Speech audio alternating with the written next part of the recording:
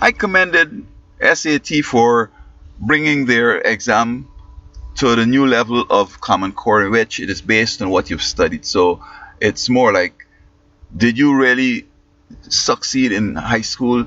Do you know the body of information that was taught there so that you could build on it in high school and college? This is the issue here. And ACT was doing this before, so I understand SAT is now catching up. I wish that LSAT, the law school admissions test, would also come with something real. As games they play in this stupidness, you got to be out of your mind or brain dead or something to pass that. Now, they're now deactivating the essay, because they're saying that, as one article says, that the nuances in essay is going to be lost in the algorithms of the computing and so on. And another question is whether it can be assessed. Well, I tell you what, I had in mind that if we were to recruit people from the English Caribbean, teachers from the English Caribbean, to access, either go to the American Embassy or give them notebooks so they could access it from home and mark these essays, I think you'll get a good sort of feedback. Now, mind you, the British Empire, everybody wrote exams and sent up to Britain, essays and so on. Now, SAT is saying that people are coming up with bogus illustrations, bogus statistics, and bogus this and that, and have a fancy essay. Well, I don't see anything wrong with that. No, if this person is going to take it over now to become an attorney and writing fictitious briefs and writing fictitious articles as a journalist, well, then that's a problem. This person is, dumb. But when you look at school, elementary schools, they're talking about being able to read and all this stuff. They inundating these young people with fiction. The gingerbread boy was in the lunch box with the principal, and he jumped out and ran down the road and gone and this and that, and then he ended up flipping through the window, and the dog grabbed him and ate him. You have others about this Anansi story from Africa, where this witch doctor had sons, and he found this big light in the forest, and he was going to give it a son that saved him from some stupidness he went into, and then he couldn't choose a son because all of them seemed to have done something, and nobody would give deference to any other, so he put it up in the sky. And so we have the moon in the sky. So you have to tell these kids, to say, listen, man, if somebody asks you how the moon was created, don't tell them this stupid story here now. Okay? There are other theories of how the moon was made. And so this guy up in New York who was writing, and he wrote a whole bunch of fictitious articles, and he had already passed the bar and, for the law school and so on, and he was hoping to practice in either California or New York, because he did those multi-state, sort of thing and so on. But New York was getting ready to shaft him, and then of course he came to California to bust him off. I mean, if we can have these kinds of things, well, then there's a problem. But as I said, teachers from the Caribbean, who have, well, of course, you don't be able to teach in Caribbean unless you pass English. Let me put it this way. Composition is a form of expressing yourself.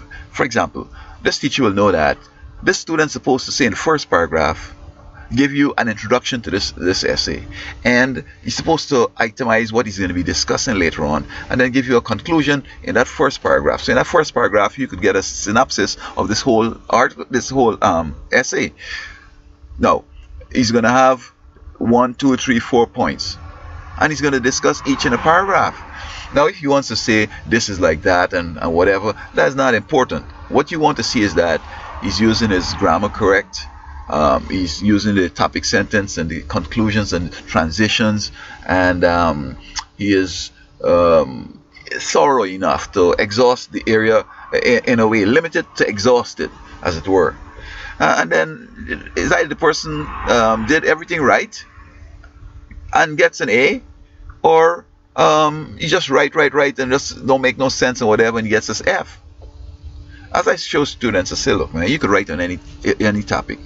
I want you to write about a car, the license plate. I want you to write about that sign, about your neighbor, your favorite person. All you have to do is just get 5 issues that you want to discuss. Nobody knows what you're going to talk about. It's up to you to choose 5 and just talk to it in a reasonable way. Use illustrations, transitions, your phrase and your phrase and your subject and your predicate, and those kind of things. You learn your grammar stuff. As long as that's correct, it's okay. So I don't see any problem with that.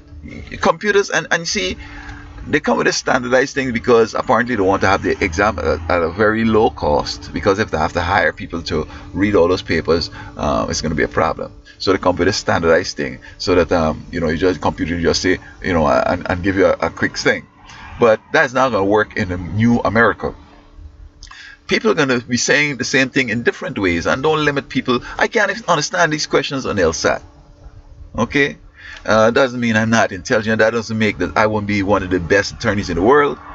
Okay, so people who are trivial going to do well. I'm saying that we could recruit foreigners, give them an overview as what you're, well, they would know what you're looking for, but nevertheless, you're employing them, tell them what it's about, and pay them, by the hour or per essay that they've evaluated. And if somebody objects to the grading, and they give the notes, everything, they look at it, and you give it a second look. And if the person definitely has a case, then you ask this person, and you look at this person has a trend in doing stupid writing, marking, and then you just get rid of them and go on. But we've never had problems with complaining to the British people that we think you mark or essay wrong or whatever. I mean, people are fair. They don't know who the person is. It's just numbers they're seeing. They don't know if it's a black person or white. Well, of course, in the Caribbean, still, they don't know if it's a black person or white person or Indian or whatever, Chinese or whatever. It's just a number they're getting. And the ministry keeps the names, and they match it up with the numbers. And when the results come back, then they match it up and tell the students and the schools that these are passed. So, hey, the problem solved.